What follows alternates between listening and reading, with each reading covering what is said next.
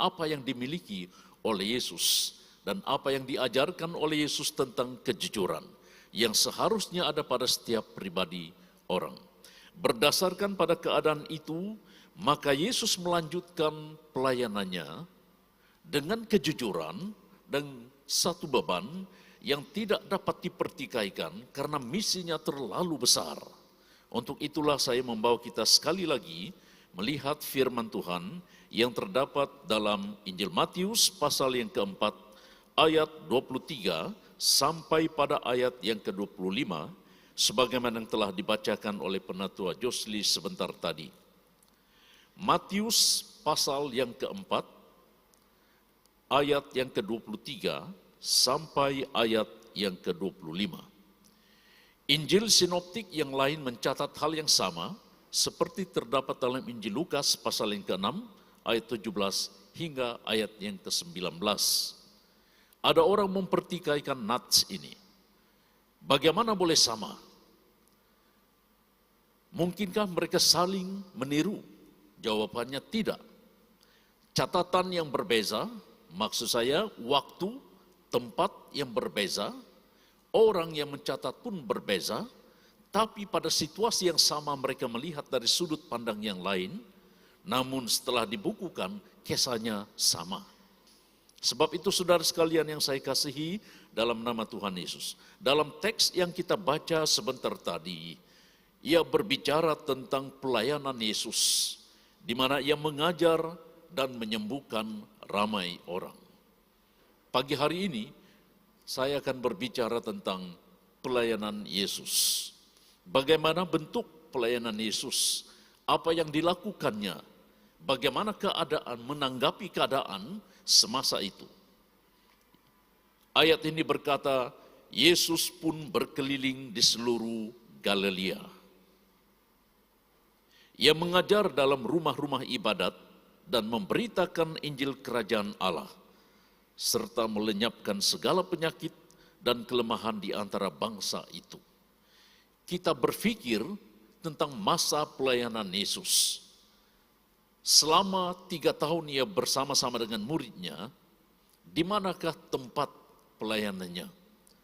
Yosifus, seorang ahli teolog, menghuraikan bahwa pada masa Yesus, Galilea dikelilingi oleh desa atau kampung-kampung yang tidak kurang daripada 200 buah kampung. Dan di sekitar Galilea itulah Yesus berpindah randa untuk memberitakan firman Tuhan. Setelah memberitakan firman Tuhan, maka orang melihat bahwa pelayanan Yesus berbeza dengan pelayanan pemimpin-pemimpin agama Yahudi ketika itu.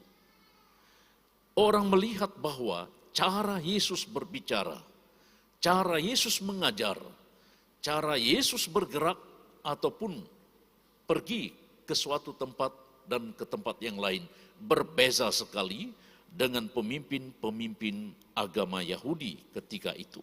Dalam teks ini kita membaca Yesus melakukan pelayanannya dengan luar biasa. Ia melakukan mujizat-mujizat dan ramai orang yang mengikutinya. Jika kita melihat ayat-ayat sebelum ini dan sesudah teks ini, kita dapat melihat suatu kesatuan di mana sebelum Yesus melayani, ia melalui suatu situasi yang tidak disenangi.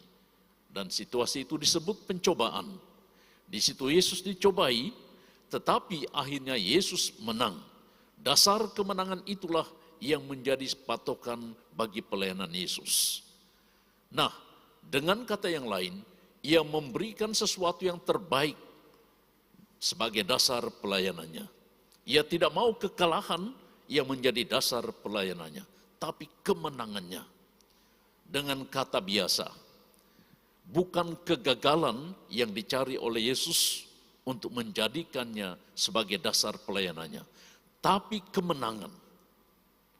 Kemenangan atas kuasa maut, kemenangan atas kuasa kegelapan, dan hal itulah yang menjadi dasar pelayanannya.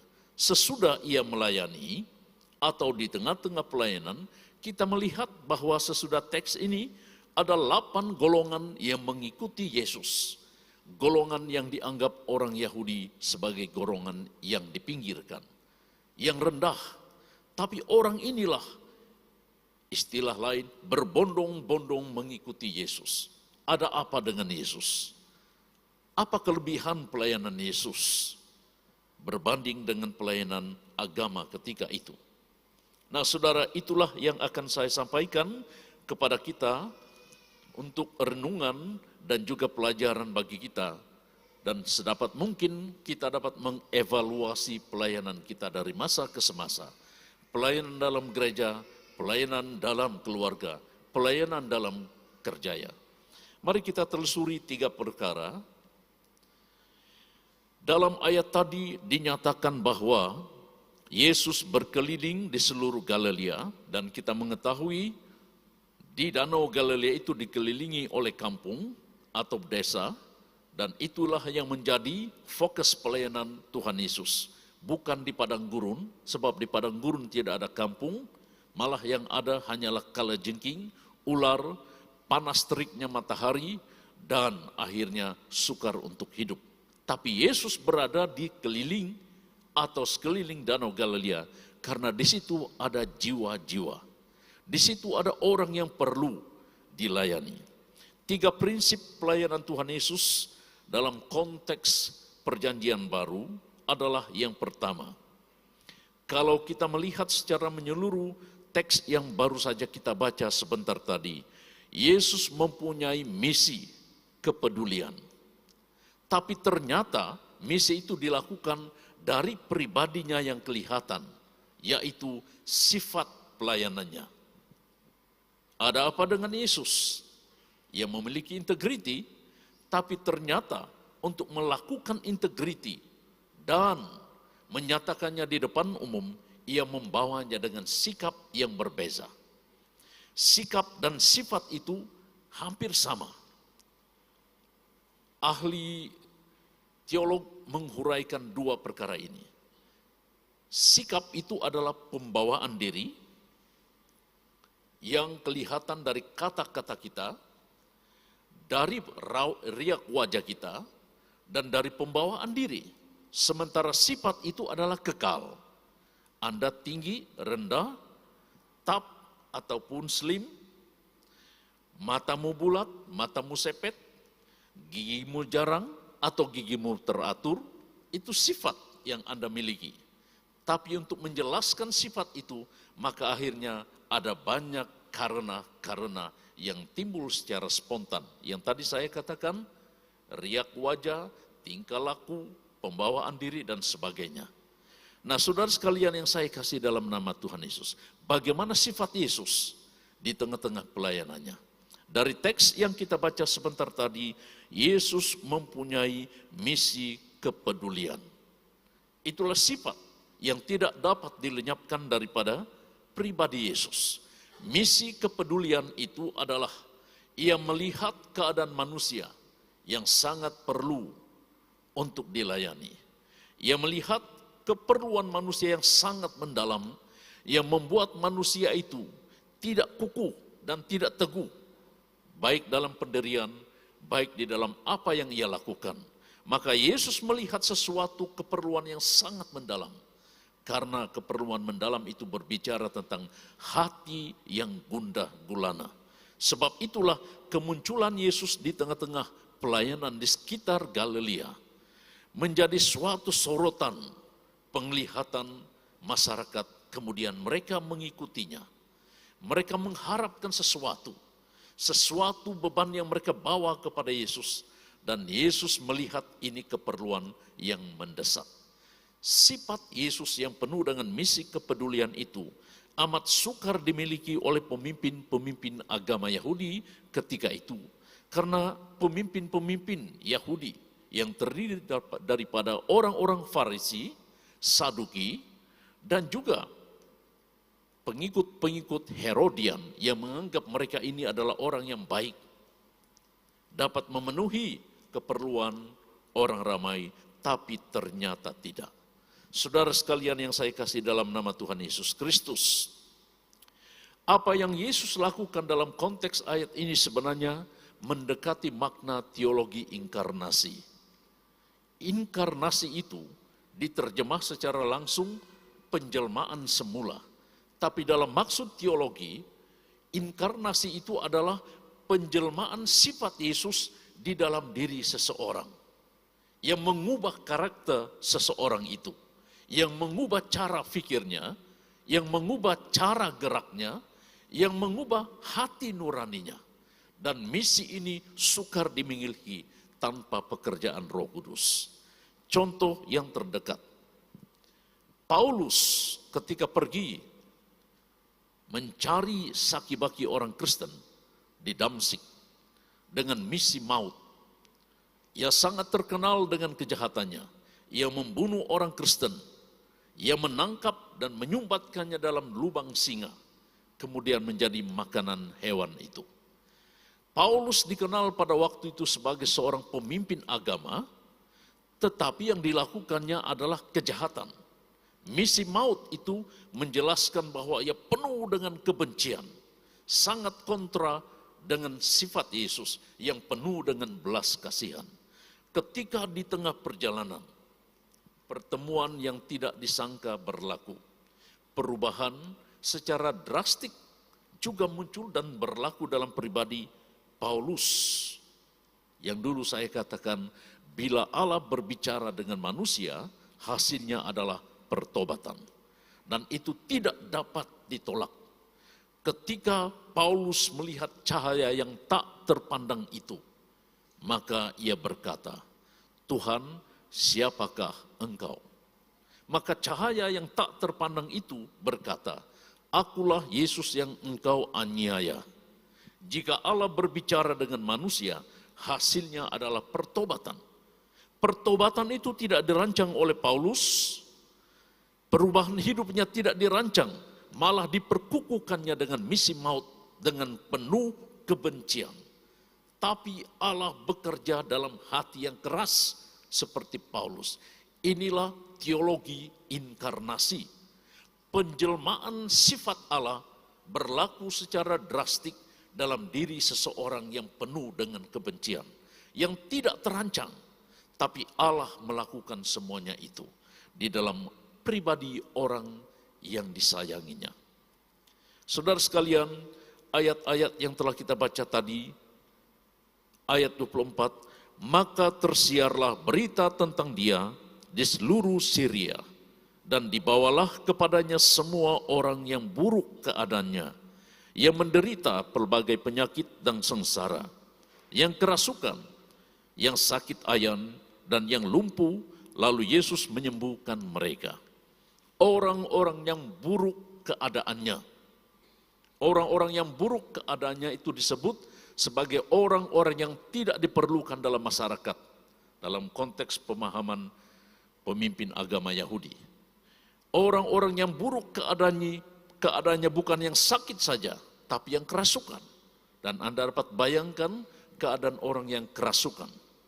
Tapi Yesus menghadapi semuanya dengan hati yang terbuka, dengan lapang dada, dengan penuh belas kasihan.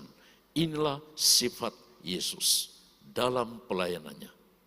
Prinsip pelayanan Yesus adalah misi kepedulian. Saudara-saudara yang saya kasih, kalau kita menyentuh tentang orang-orang yang jahat kehidupannya, yang buruk kehidupannya, yang bengis, dan istilah yang kasar, yang kurang hajar hidupnya, yang membuat hati orang sakit. Keadaan ini sangat menduga hati kita, bukan?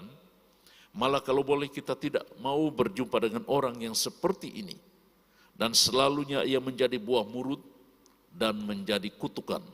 Dan itulah perjuangan kita. Menghadapi orang-orang yang buruk keadaannya. Dan semua ini dibawa kepada Yesus. Namun Yesus di tengah-tengah pelayanan melihat ada suatu keperluan yang paling mendalam dalam diri seseorang. Seorang ahli psikolog pernah berkata begini, masalah terbesar manusia bukan penyakit tubuhnya. Masalah terbesar manusia bukan karena kesakitan kaki, tangan, kepala, dan sebagainya. Bukan masalah fisik, tapi masalah hati nuraninya. Dan hati nurani itu tidak ada obat di hospital, tidak ada obat di farmasi kalau berbicara tentang hal-hal rohani. Kalau ada, tolong bagi tahu saya pun mau beli untuk orang-orang yang perlu. Tapi masalah rohani, sikap hati atau hati nurani yang tak terpandang, tidak dapat dibaca, itulah yang dilihat oleh Yesus. Termasuk dalam istilah yang buruk keadaannya. Nah saudara, untuk melayani orang yang buruk keadaannya ini bukan mudah. Kalau ia kerasukan atau sudah tidak normal pemikirannya, disitulah Anda menghadapi kesulitan untuk melayani orang ini. Anda bertanya, jawabannya berbeza. Anda coba berkata, responnya juga berlainan. Anda kata ini, dia kata itu. Jadi sukar untuk berkomunikasi dengan orang yang buruk keadaannya. Hanya Yesus yang berhadapan dengan orang ini. Dan kita menghadapi orang ini dalam nama Tuhan Yesus. Karena terlebih dahulu Yesus bukan hanya memperlihatkan tauladan hidupnya, tapi dia telah melakukannya. Dan hal itulah yang menjadi dasar pelayanan kita. Memiliki sikap Yesus yang penuh dengan belas kasihan. Hal yang paling sukar. Apalagi berhadapan dengan orang yang mengancam kita, yang membunuh kita, dan coba memudaratkan kita. Hal ini sangat menakutkan kita, bukan?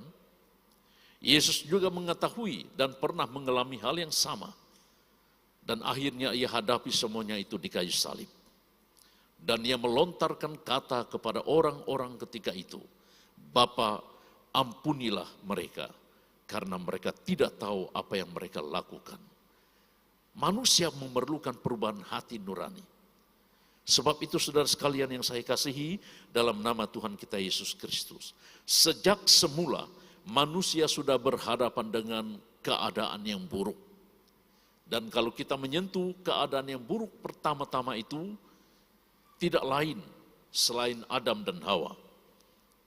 Saudara-saudara yang saya kasihi, ketika Adam dipanggil oleh Allah, setelah mereka makan buah terlarang itu, ketika Allah memanggilnya, Adam tidak menjawab.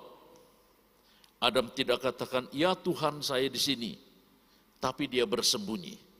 Ini sifat yang paling kontra dengan kehendak Tuhan. Ketika Allah memanggil manusia itu, manusia tidak meresponinya, tapi dia bersembunyi.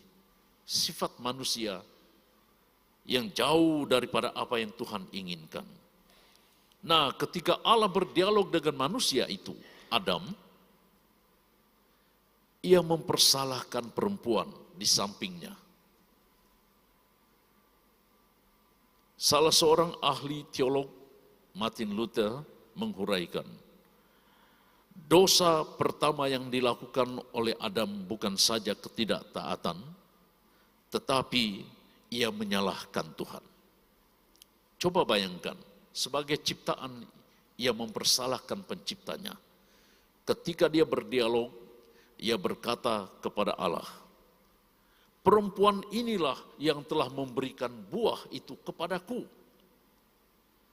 Kalau dengan kata yang agak kasar, ia akan berkata begini, perempuan yang kau beri kepada saya itulah yang telah memberi buah ini kepada saya.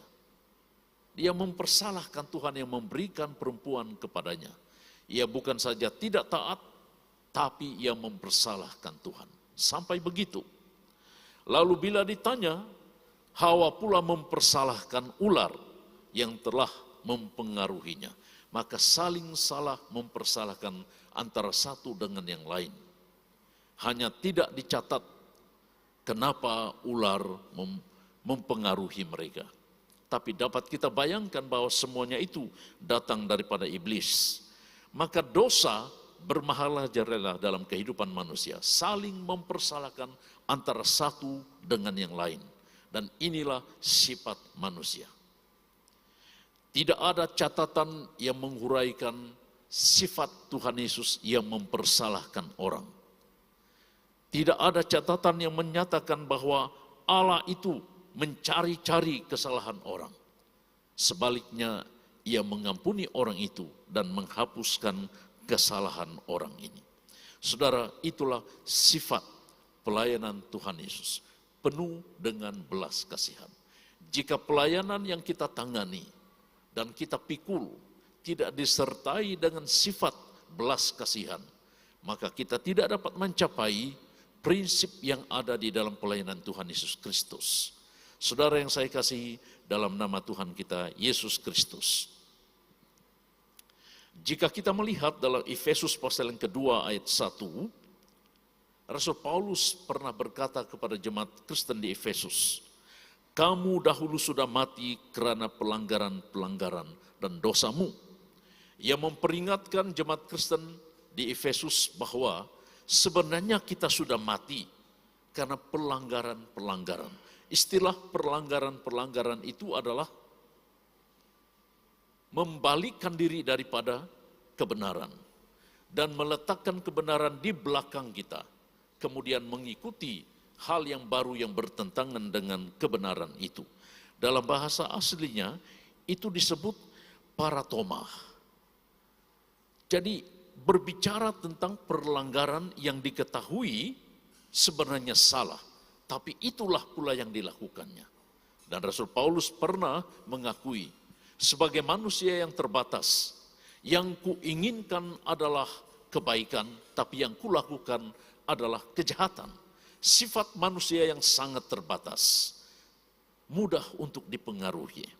Jadi saudara sekalian yang saya kasih dalam nama Tuhan kita, Yesus Kristus, ketika kita melakukan kejahatan, maka dari situlah sifat kita sudah mula terancam.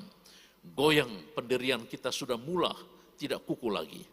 Tapi Yesus melakukan hal yang berbeda.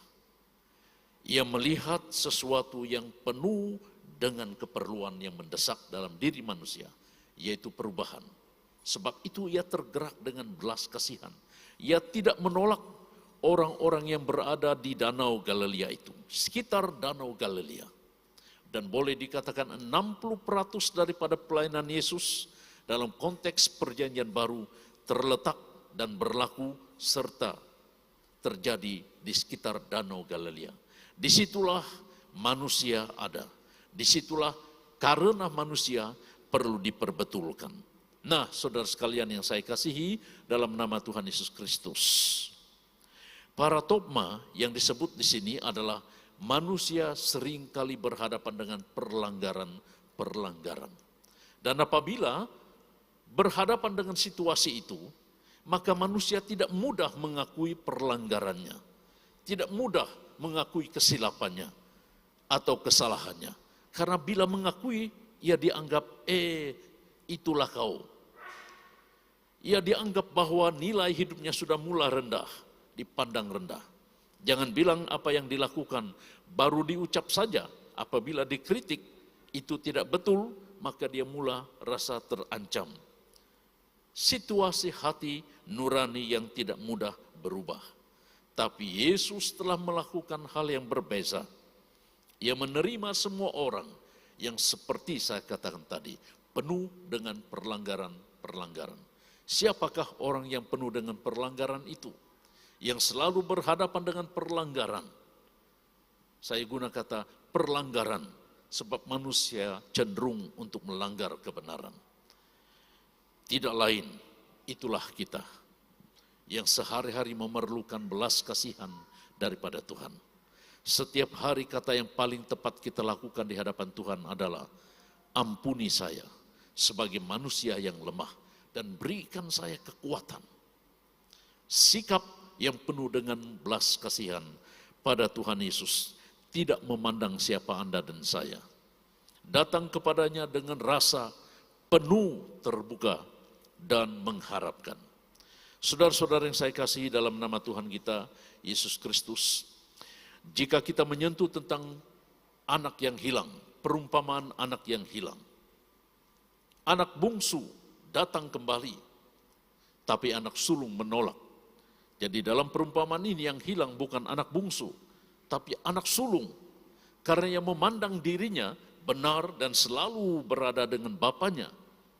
Tapi ketika ia melihat adiknya kembali, ia rasa terancam dan ia rasa tergugat.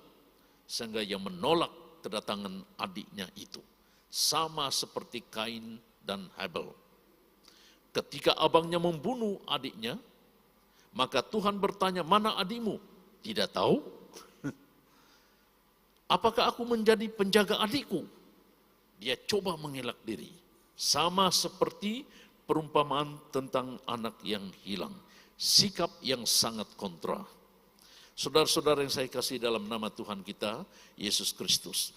Ternyata melanggar kebenaran bukan saja disifatkan sebagai dosa, tapi disifatkan sebagai memungkiri sumpah di hadapan Tuhan. Sumpah itu adalah pengakuan kita di hadapan Tuhan untuk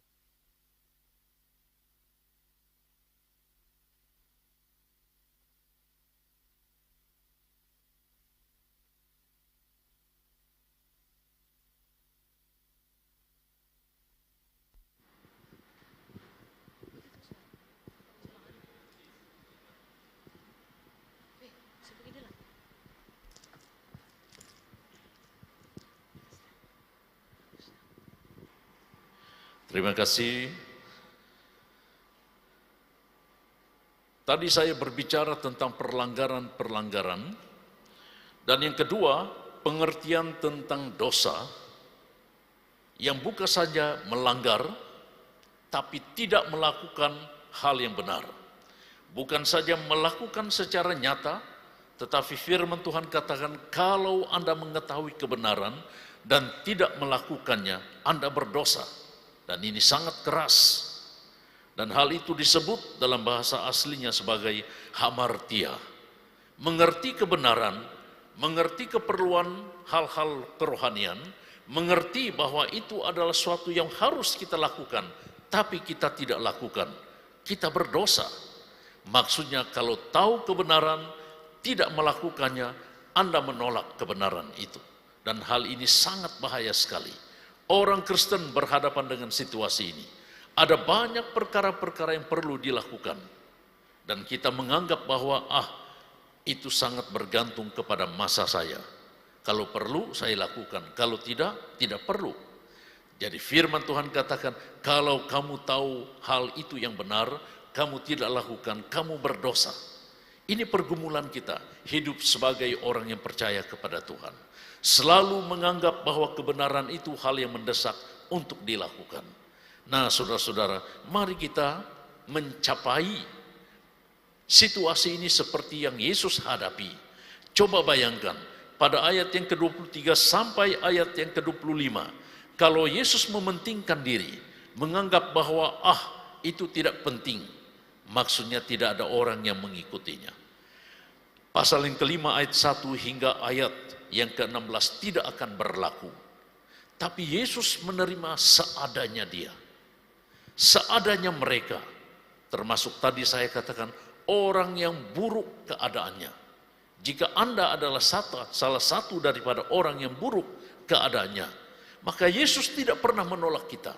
Karena misinya mencari orang-orang yang berdosa, yang buruk keadaannya, siapapun Anda. Saya sangat mengimani ini. Karena Yesus terlebih dahulu melakukannya di dalam pribadi Paulus. Perubahan secara drastik dialami oleh Paulus. Itulah sifat Yesus. Misi kepeduliannya. Nah saudara, yang kedua, prinsip yang kedua dalam pelayanan Yesus adalah juga di dalam ayat yang telah kita baca sebentar tadi. Misi kedua adalah berbicara tentang metode, kaedah-kaedah, cara-cara Yesus melayani. Dan kalau kita merenunginya, kita mendapati, saya ulang baca, maka tersiarlah berita tentang dia di seluruh Syria dan dibawalah kepadanya semua orang yang buruk keadaannya, yang menderita pelbagai penyakit dan sengsara, yang kerasukan, yang sakit ayan, dan yang lumpuh. Lalu Yesus menyembuhkan mereka. Kata lalu Yesus menyembuhkan mereka. Coba pikirkan apakah metode atau kaedah penyembuhan yang dipakai atau diguna atau dilakukan oleh Yesus bagi orang-orang yang disebut di sini. Sakit ayan, lumpuh, pelbagai penyakit, sengsara, buruk keadaannya, kerasukan. Apakah kaedah, metode yang digunakan oleh Yesus untuk menyembuhkan mereka? Saudara, jika dalam dunia kita, orang-orang yang punya penyakit seperti ini, masalah yang seperti ini, harus jumpa pakar. Yang sakit fisik, jumpa dokter. Yang sakit mental, jumpa orang-orang yang pakar mental. Yang sakit jiwa, dan sebagainya. Tapi apakah mereka akan sembuh? Mungkin, tapi memakan waktu yang lama. Tapi Yesus menyambut mereka. Dan diringkaskan, Yesus menyembuhkan mereka. Ini berbicara tentang metodologi, kaedah, cara Yesus melayani mereka. Kita dapat bayangkan bahwa Yesus hanya berkata, maka dia sembuh. Yesus hanya bertanya dan minta respon, secara tidak sadar orang itu sembuh. Apapun penyakit, apapun masalah pada waktu itu, ketika mereka datang bertemu dengan Yesus, semuanya disembuhkan. Baik yang kerasukan juga dilepaskan. Mengapa demikian?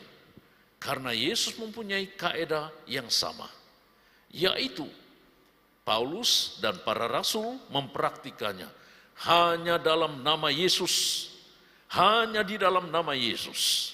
Ketika Yesus berbicara dengan orang ramai tanpa sadar bahwa hidup mereka berubah. Bayangkan seorang ibu yang hanya menjamah jumbai jubah Yesus. Ia hanya berkata, asalku jamah saja, maka aku akan sembuh. Ini berbicara tentang iman. Kemunculan Yesus di tengah-tengah orang ramai ketika itu bukan saja dilihat sebagai seorang tokoh, tapi mereka melihat sesuatu yang lain daripada yang lain. Sehingga akhirnya hati mereka tergerak untuk percaya kepadanya.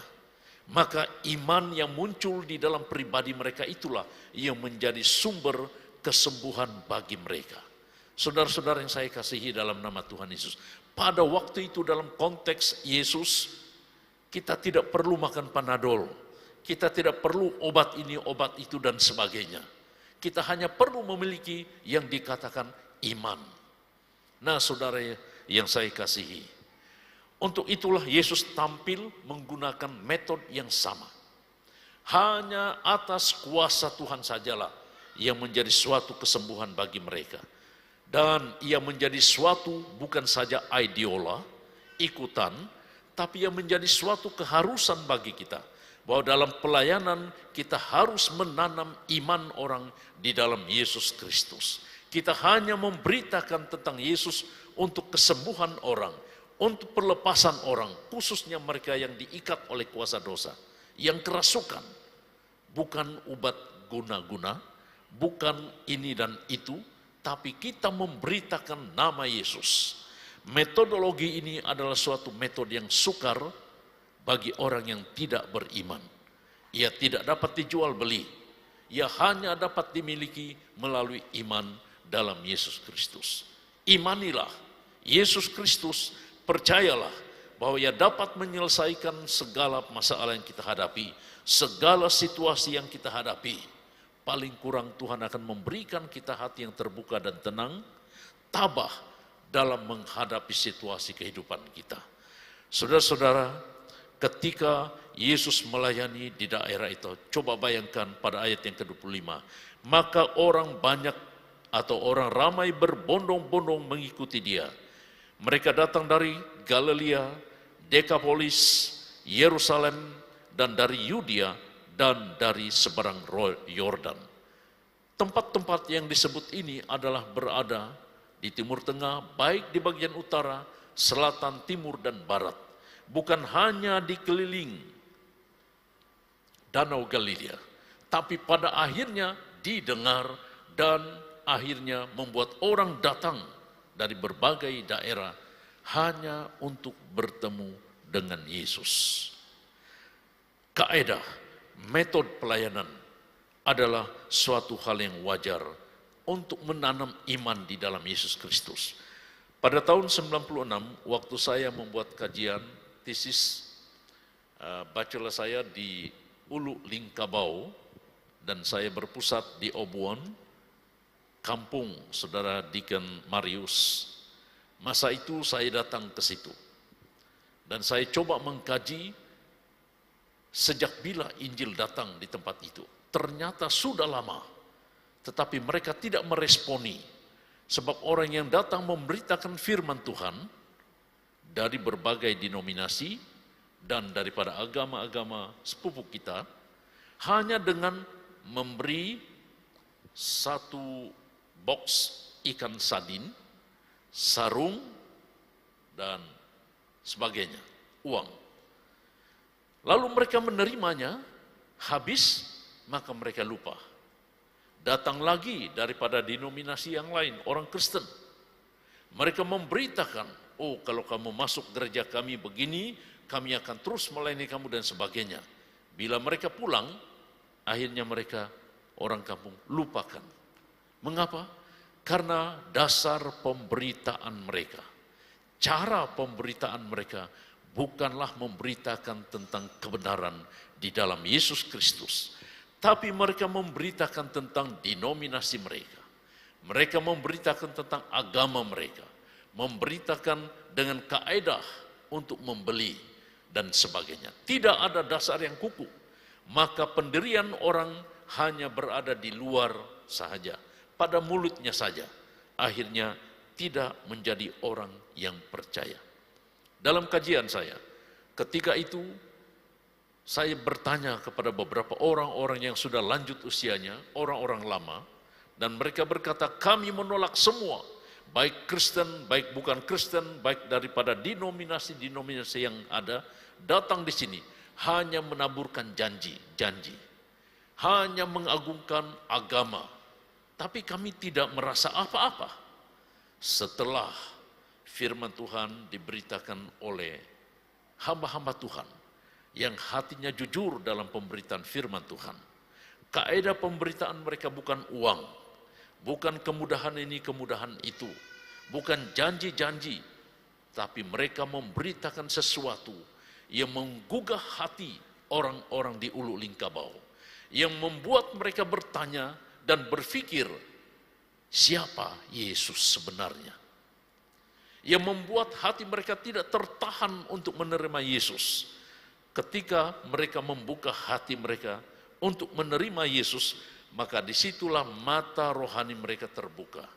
Hanya di dalam Yesus saja hidup kita dapat berubah dan diberkati oleh Tuhan yang amat terlebih telah memunahkan dan menghapuskan perasaan takut terhadap kematian atau maut.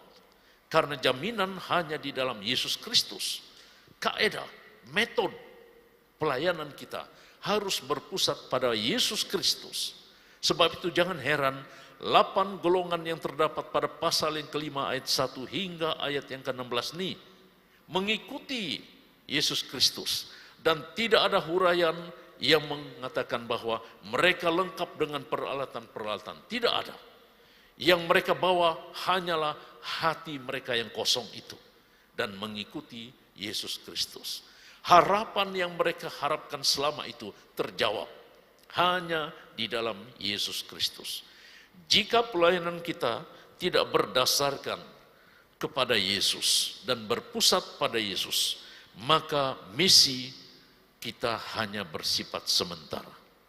Kaedah sangat perlu untuk menyampaikan tentang kebenaran firman Tuhan.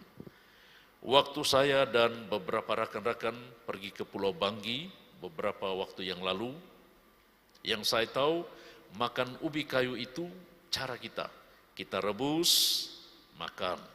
kita parut dan buat kue. Lalu daunnya direbus atau dimasak. Itu wajar. Tapi saya belajar masak ubi kayu dengan cara yang baru. Selalunya orang berpikir, oh, orang Pulau Banggi ini ketinggalan zaman. Apalagi suku-suku pedalaman di pulau itu katanya. Tapi saya belajar sesuatu yang baru. Mereka masak ubi kayu itu bukan saja rebus, bukan saja buat kue, tapi ada istilah putu. Ini makanan suku yang lain, itu biasa. Tapi ada satu lagi yang baru, mereka masak menjadi kue pau, ban. Saya katakan yang saya tahu hanya tepung. Boleh katanya, begini, cara masaknya begini. Lalu ada beberapa jenis-jenis masakan ubi kayu yang mereka jelaskan pada kami. Saya tanya, mengapa? Supaya orang tidak bosan. Kalau hari ini makan putu, besok makan ini, lusa makan itu, dari sumber yang sama, jenis yang sama, supaya orang tidak bosan katanya. Wah, saya katakan, saya coba belajar, tapi tidak sempat mahir. Saya coba buat, belum jadi-jadi. Suatu hari nanti kita akan bersama pergi ke sana. Belajar sesuatu yang baru. Apa yang saya maksudkan di sini adalah metode yang pada akhirnya dijadikan sebagai metodologi, kaedah untuk melakukan sesuatu, ilmu untuk melakukan sesuatu. Ada saja kepelbagaian cara, dan Yesus melakukan hal yang sama, yaitu pendekatan-pendekatannya. Kalau orang Farisi mendekati orang awam, itu penuh dengan hukum-hukum. Jangan buat ini, jangan buat itu, dan sebagainya. Dan orang merasa takut. Tapi ketika Yesus mendekati orang awam, ia mendekatinya dengan penuh kepedulian. Kaedah pendekatannya itu adalah kontekstual. Bila ia bersama dengan anak sekolah minggu, ia merangkul anak sekolah minggu. Malah ia memerahi murid-muridnya yang melarang anak-anak datang kepadanya. Bila ia berada dengan kaum wanita, maka ia bertanya dan tahu tentang masalah wanita dan masalah kewanitaan. Ia tahu isi hati mereka. Ketika ia bersama-sama dengan kaum lelaki, maskulin, ia juga menggunakan kaedah yang sama. Ia menegur dengan keras, tapi penuh kasih. Ketika ia berada bersama-sama dengan orang Farisi, orang Saduki, dan juga kelompok Herodian, ia juga berbicara dengan cara mereka. Ketika ia bersama dengan ahli-ahli politik, ia juga berbicara tentang hal-hal politik. Politik itu baik, cuma orang yang memainkan politik itu yang selalunya menyalahgunakan maksud dan makna sebenarnya politik. Jadi cara Yesus untuk berbicara dan mendekati masyarakat penuh dengan kepelbagaian. Inilah yang disebut metodologi, ilmu tentang pendekatan. Dan Yesus pakai kaedah-kaedah pendekatan itu yang pada akhirnya dicontohi oleh para murid dan juga Rasul Paulus dengan istilah mengkontekstualisasikan perkara itu. Maksud mengkontekstualisasikan, pada abad yang pertama cara pendekatan itu berbeza. Tapi kalau ada hal-hal yang dapat dipraktikkan pada masa ini, kita juga melakukan hal yang sama. Maka itu saudara sekalian yang saya kasihi dalam nama Tuhan kita Yesus Kristus. Pelayanan Yesus memberikan kita satu impak, di mana kita melakukannya sesuai dengan keperluan orang. Tidak mungkin kita mendekati masyarakat dengan ketidakperluan mereka. Misalnya kalau mereka memerlukan makanan, takkan kita kasih pensel dan kertas. Kalau mereka memerlukan suatu hal yang sangat mendesak, yaitu obat, takkan kita kasih periuk dan juga piring. Jadi kita mengetahui keadaan sebenar mereka. Mengapa? Sebab pelayanan dalam konteks pelayanan Yesus bukan pelayanan yang bersifat market oriented. Market oriented berbicara tentang kalau perlu baru kita buat, kalau tidak perlu katanya. Tapi dalam konteks pelayanan Yesus, keperluan manusia selalu berlaku. Satu, nasihat. Siapa manusia tidak memerlukan nasihat? Suatu bimbingan, itu satu hal yang sangat perlu dan tidak dapat dipisahkan. Kemudian kita memerlukan penghiburan. Semua manusia memerlukan penghiburan. Penghiburan secara badani dan rohani. Badani berbicara tentang hal-hal yang dapat didengar. Kerohanian berbicara tentang hal-hal yang tidak dapat dilihat tapi dimiliki. Siapa yang dapat mengetahui semuanya itu? Hanya Yesus. Kita hanya menelusuri dan merealisasikan pelayanan Yesus di tengah-tengah manusia. Jemaat Tuhan yang saya kasih dalam nama Tuhan kita Yesus Kristus, hal yang ketiga yang dilakukan oleh Yesus dalam konteks pelayanannya adalah hal yang juga tidak dapat dipisahkan, yaitu hal yang berbicara tentang target yang perlu dicapai. Sesuatu tujuan yang diletakkan di tengah-tengah pelayanan harus dicapai. Jika tidak, kita mengatur langkah yang kedua, plan B, untuk mencapainya. Dalam pelayanan Yesus, yang melihat targetnya adalah jiwa manusia. Manusia perlu diselamatkan, manusia perlu dilepaskan, dan ia berorientasikan, people oriented. Ia berorientasikan kepada manusia, bukan binatang, bukan batu, bukan bangunan, tapi hanya manusia. Karena manusia itulah yang perlu diselamatkan. Dia melihat di tengah-tengah kehidupan manusia, akhirnya ia menentukan suatu target, bahwa orang ini perlu diselamatkan. Rasul Paulus yang tadi saya katakan adalah orang yang paling jahat, paling terkenal jahat dalam sejarah dunia perjanjian baru. Padahal dia seorang pemimpin agama, dia ahli teologi, dia seorang ahli hukum, dia seorang ahli politik dari Pati Sanhedrin, orang Yahudi. Dia juga ahli dalam pertanian, ahli sukan, dan keahlian ada pada dirinya. Orang yang bangga dan sombong sekali, yang orang takuti. Dan dalam konteks hidup masyarakat orang Kristen pada waktu itu, bila mendengar Saulus atau Paulus, mereka langsung takut. Ketika orang-orang Kristen di Damsyik mendengar kata Tuhan, kamu harus melayani dia. Aduh, Ananias langsung takut. Sebab menurut orang ini membunuh orang Kristen. Dengar saja namanya, orang takut. Tapi Tuhan mencari orang seperti Paulus. Kejahatan-kejahatan yang ia miliki dan lakukan adalah dasar karena ia tidak mengenal Yesus. Yesus mencari orang seperti ini. Jadi kalau Anda menganggap engkau adalah orang yang jahat, orang yang jauh daripada Tuhan, yang selalu berkata, alang-alang mandi tidak basah, maka ketahuilah, tangan Tuhan senantiasa terbuka untuk menunggu kedatangan Anda. Karena engkau adalah target Tuhan. Tuhan menargetkan orang-orang dalam misi pelayanannya. Saudara-saudara yang saya kasih dalam nama Tuhan kita Yesus Kristus, ketika Yesus berbicara tentang Injil Kerajaan Allah, itu terbagi kepada 3 bagian.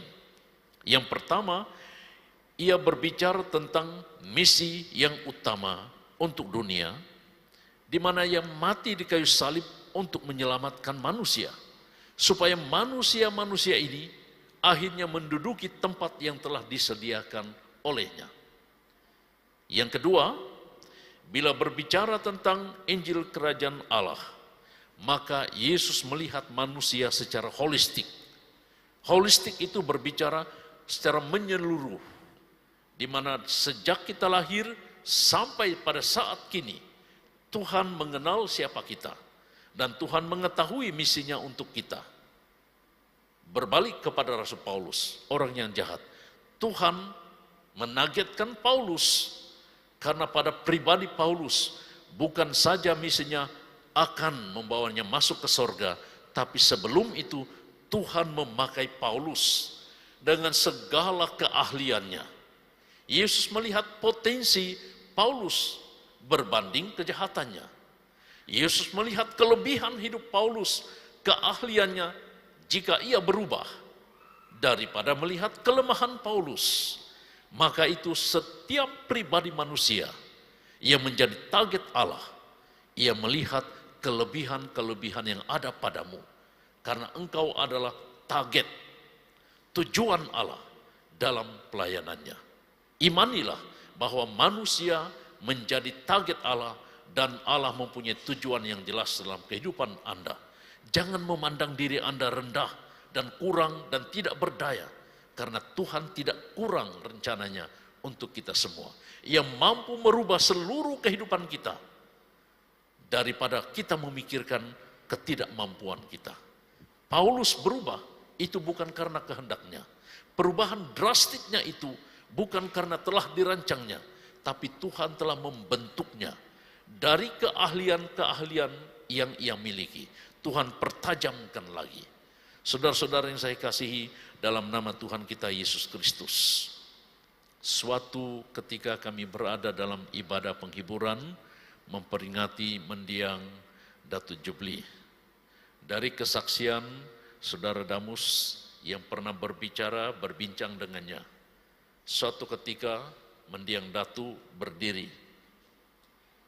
Dia coba menyampaikan firman Tuhan, tapi akhirnya dia akui, katanya, jika saya berpolitik dan menyampaikan taklimat atau segala apa yang perlu dalam politik, itu biasa bagi saya, katanya, kata mendiang Datuk. Tapi waktu menyampaikan firman Tuhan, saya tidak tahu apa yang harus saya lakukan. Seperti ada sesuatu hal yang membuat saya bergetar, karena saya sedang berbicara tentang kebenaran firman Tuhan. Tapi syukur dan puji Tuhan, dalam situasi semacam itulah Tuhan membentuk dan Tuhan terus memakai kita. Siapapun Anda, siapapun kita semua. Memang semua kita pernah memiliki situasi yang seperti itu. Gentar di hadapan orang, apalagi melihat mata orang. Satu hari rekan saya bertanya saya, "Pastor, bagaimana kamu memiliki keyakinan untuk melihat wajah orang dan berhadapan dengan orang ramai?" Oh, saya katakan simpel saja. Saya rabun jauh, jadi bila berhadapan dengan orang saya buka kacamata. Lalu saya lihat wajahnya samar-samar, seolah-olah tidak ada yang melihat saya. Jadi secara langsung saya dapat melihat semua orang yang ada di depan saya tanpa saya kenal. Tapi jangan tunggu sampai matamu rabun baru mau berani memberitakan firman Tuhan. Mintalah Tuhan mengguna hati kita untuk menyampaikan kebenaran firman. Kita gentar karena kita tidak biasa. Itu hanya situasi yang bersifat sementara. Tapi ingatlah, pelayanan itu mempunyai target. Target yang harus dicapai. Karena misi Tuhan itu adalah manusia. Dan Allah melihat manusia itu secara holistik. Yang ketiga, misi atau Injil Kerajaan Allah itu tidak berhenti di dalam diri kita saja, tapi biarlah Tuhan bekerja di tengah-tengah pelayanan kita. Injil Kerajaan Allah itu adalah atas perbuatan dan pekerjaannya sendiri di tengah-tengah bicara kita, di tengah-tengah penyampaian kita, di tengah-tengah pelayanan kita. Dan harus kita imani bahwa saat kita berbicara tentang kerajaan Allah, itu bukan milik kita. Itu bukan karena pengetahuan kita, tapi itu adalah suatu keharusan yang kita miliki karena kita mewarisi kerajaan Allah.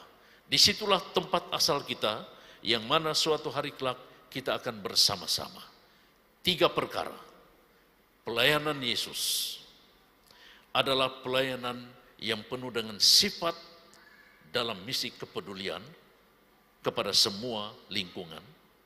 Yang kedua, pelayanan yang kita ceburi dan lakukan ini menuntut metode, kaedah-kaedah pendekatan seperti yang Yesus lakukan bersama dengan anak-anak, ya sifatnya seperti anak-anak. Coba berkata kepada anak-anak, bertobatlah kamu, kalau tidak masuk neraka. Anak-anak terus takut, lari.